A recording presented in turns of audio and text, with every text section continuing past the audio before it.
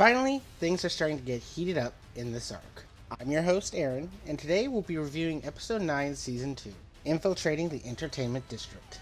This episode begins as Zenitsu tries to explain exactly what the Entertainment District is, but he's far too flustered for it, so we transition into one of my favorite scenes, Tengen's comical I Am a God panel.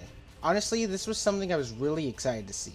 The animation is so fluid and shows just how flamboyant Tengen is. After this, the four swordsmen are transported into the bustling entertainment district. The lighting here is superb, and I cannot get over the color palette Ufotable chose. Tengen reminds them not to stand out, and they're only there for essentially recon.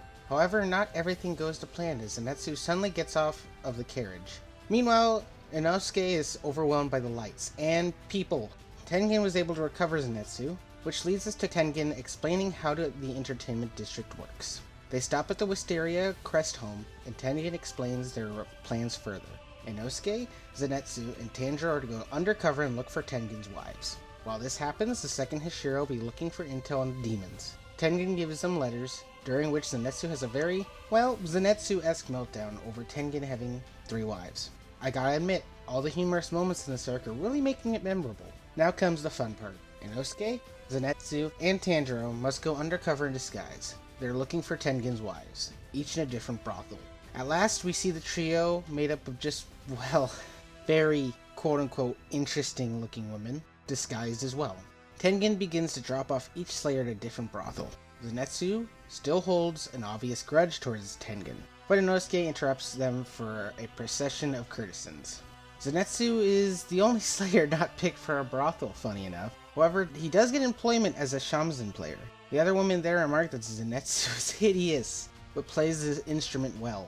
Meanwhile, at Tanjiro's brothel, he talks to 2 workers and learns women have been running away without paying their debts. One such woman mentioned is Tengen's wives. This piques Tanjiro's interest enough for him to ask about her. He is met with suspicion, and at first he tries to lie, but his face betrays this. The workers go on to say that she didn't believe that Tengen's wife ran away, but a diary was found saying just that.